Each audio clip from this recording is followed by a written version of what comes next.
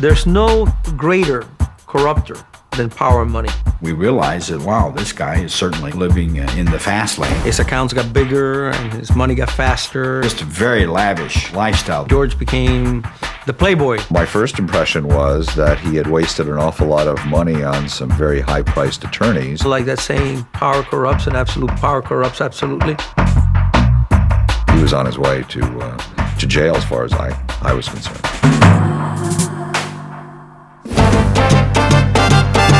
Miami in the late 20th century, emerging crossroads of Latin culture, big money, and cocaine's major port of entry into the United States.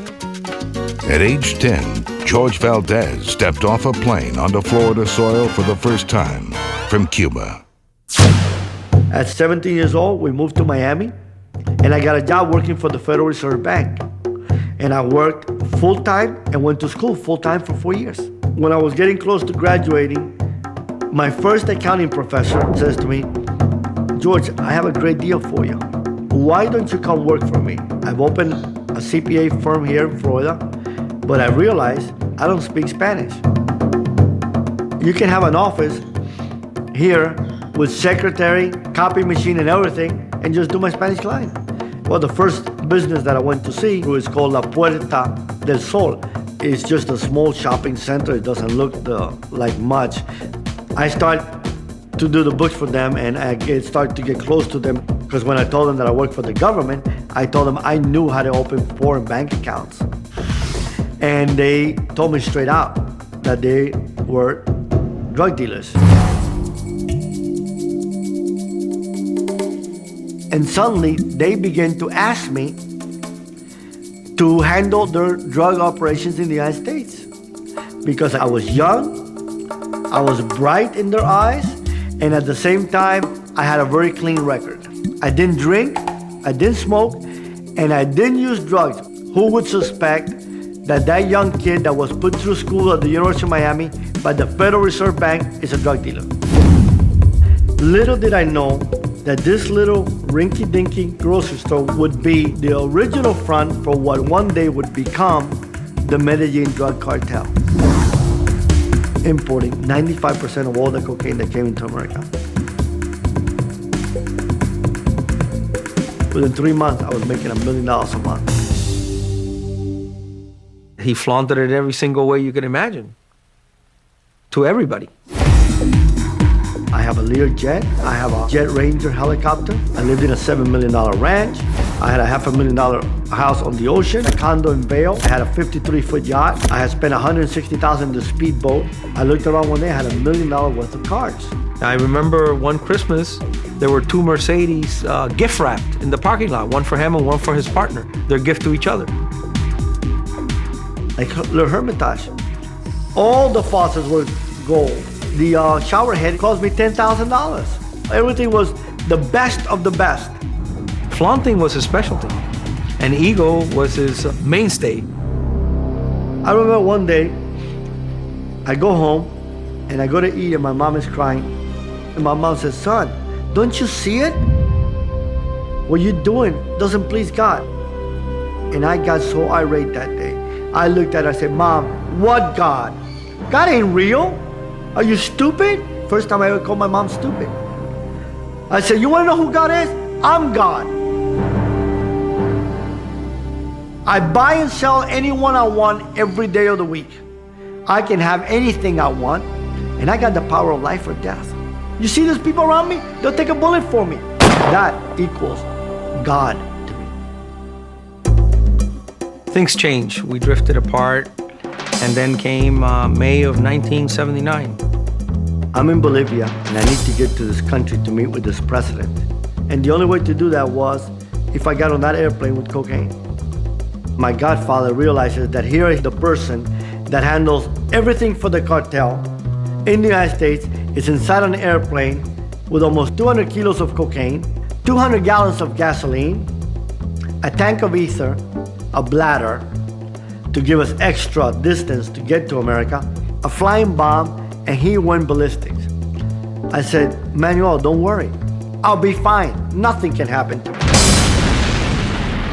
The airplane had problem mechanically, lost one alternator. I crashed over the jungles of Panama. And my first thought was, step 50 feet from the airplane, take the flare gun and blow it up. And suddenly, there were 7 million reasons why not blow it up. That cocaine was worth millions of dollars. The police came. Soon enough, of course, in comes the head of the intelligence division for Panama, the DEA agent in charge of the Panama office, the consul general from Panama. I was in the cattle business at this time. I had this fancy ranch with cattle buyers. They line us up and they put all the cocaine in front of us. And here I am staring at this and my world just shattered. But I said to myself, I'll defeat them. Death couldn't take me. I'll be darned if these Panamanians are gonna beat me. So they take me to see the Attorney General. I said, I don't wanna waste your time or my time. How much is it gonna cost me to buy the cocaine back? And how much is it gonna cost me to leave this country? He looked at me, laughed, and he says, $250,000 for your leave. The cocaine has been sold. I said, send someone to see me. I'll give him a telephone number. You'll have your money here in 2 days. I go back and tell the pilots, I just worked out a deal with the Attorney General. I said, they told me that they're gonna take us to the city of Panama. They're gonna rough us up a little bit, and that's okay, just to make it look good for the Americans. Stay strong, stick to our story. This sergeant tells me, talk or they're gonna kill you, because they're not gonna stop. The two pilots broke weak, and not only did they say, we will tell the truth, they just said that I had just bribed the Attorney General. They take us to a dungeon, and for the next 10, 14, I don't even know how many days, they torture us so bad that for 5 years, I urinated blood. I never felt so much pain in my life. And they grabbed me like a sack of potato and threw me on an airplane to Miami. I got to Miami, the DEA, a beautiful escort was waiting for me. They said, welcome to the big leagues. I was just a couple of years out of law school, and it was a real big case for me.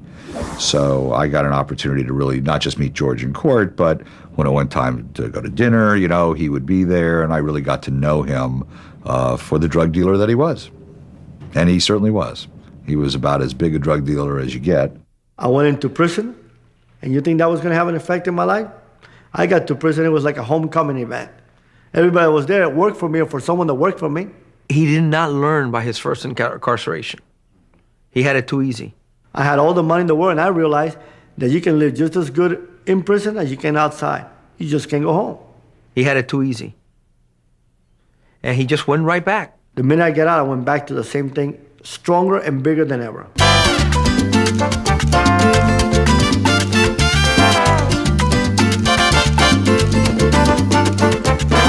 George became the playboy.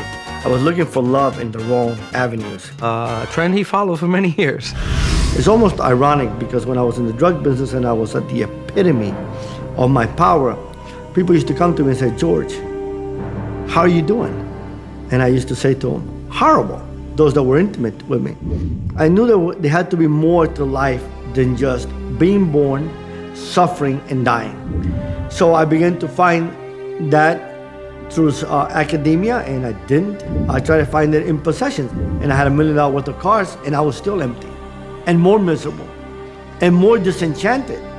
I tried to find it in women. I went out with the prettiest models. One day, my ex-wife, I am partying in my house in my ranch. I had an enormous room with a bar inside and all that, and she decided that that night she was gonna drop off my little jewel, Crystal, and I told the maid, don't let her out of the room. Whenever she came to visit me and I was with her, I would never have no woman around. But this time the woman were already there when she came. And in the middle of the night, she knocks on the door.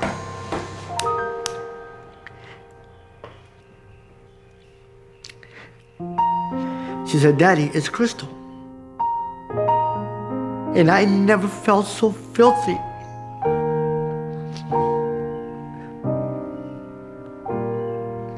And dirty in my life. And I began to shiver, and I told the girls, get out of my room. And she said, they went to go out the door. I said, no, out the window. And I got underneath my covers and I started to shake.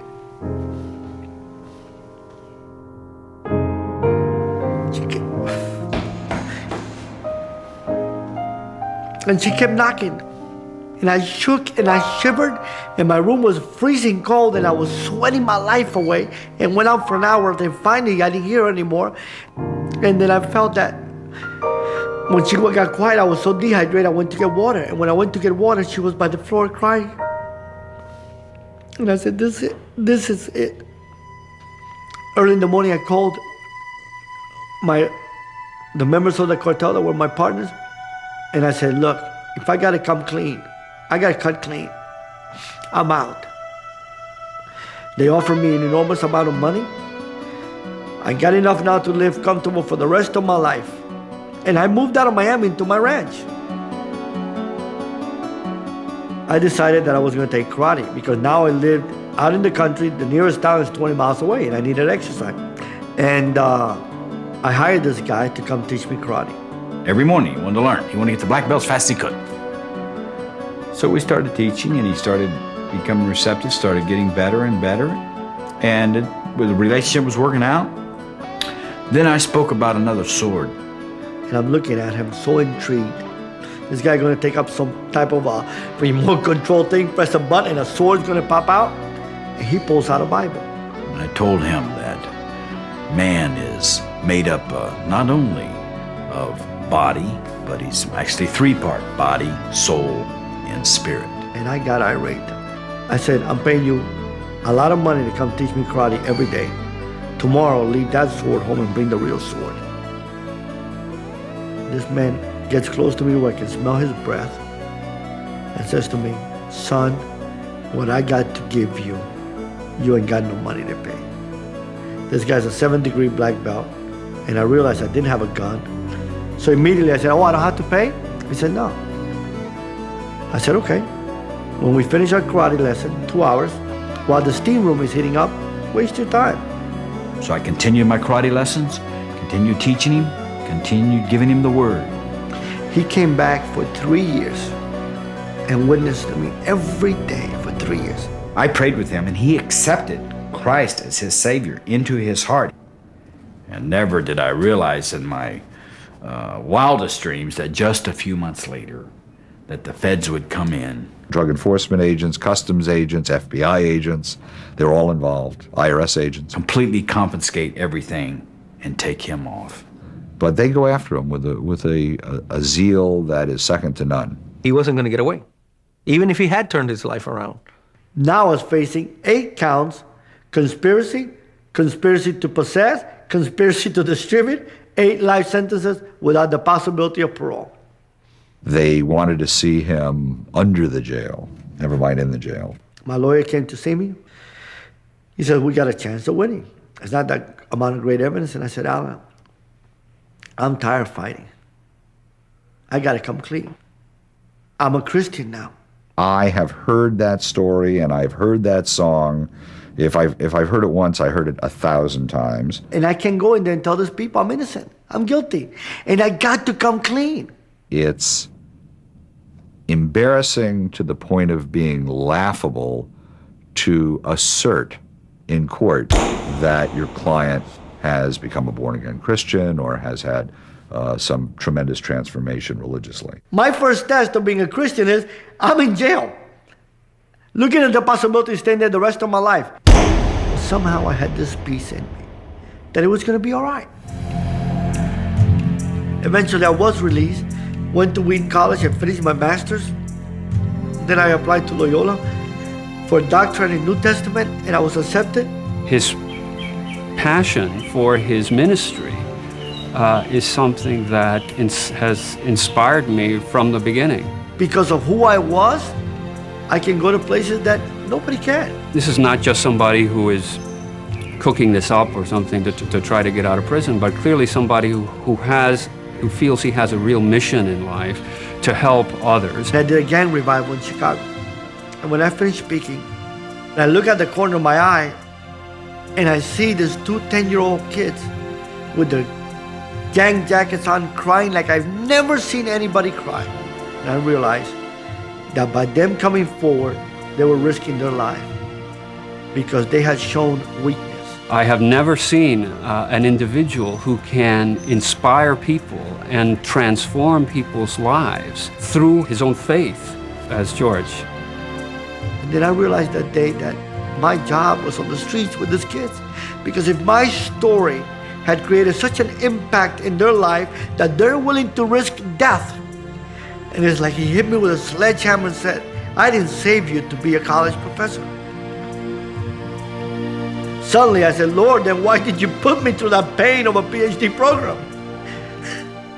Why couldn't I have just finished a Wheaton College with a master? That's good enough.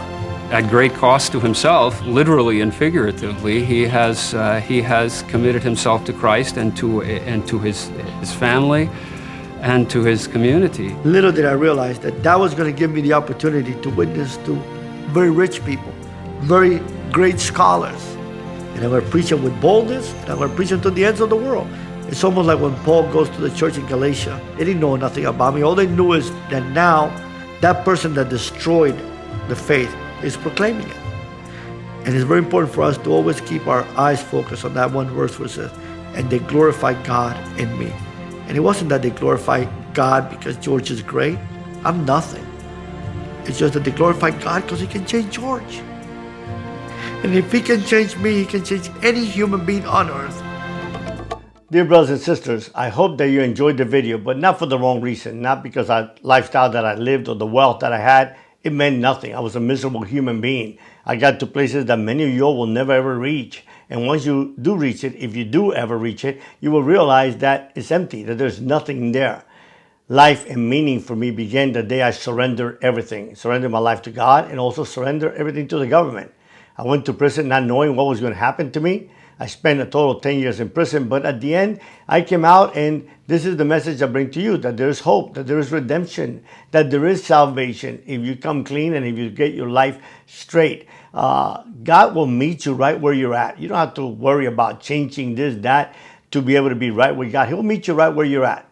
But the most important thing of them all is that once that you do, new life begins. For me, I enjoyed earning a Ph.D. in theology and learning more about God, and then building a company from zero into a multi-million-dollar company that I eventually sold and retired at the age of 56, a millionaire. It was a hard road. Change is not easy. Change is hard, but change is eternal and grateful. I'm sorry I cannot give you my address or email so you can communicate directly with me, but by contacting your chaplain, he will get it known to my staff. Listen, God bless you, and do not ever give up hope. As long as there's hope, there's life.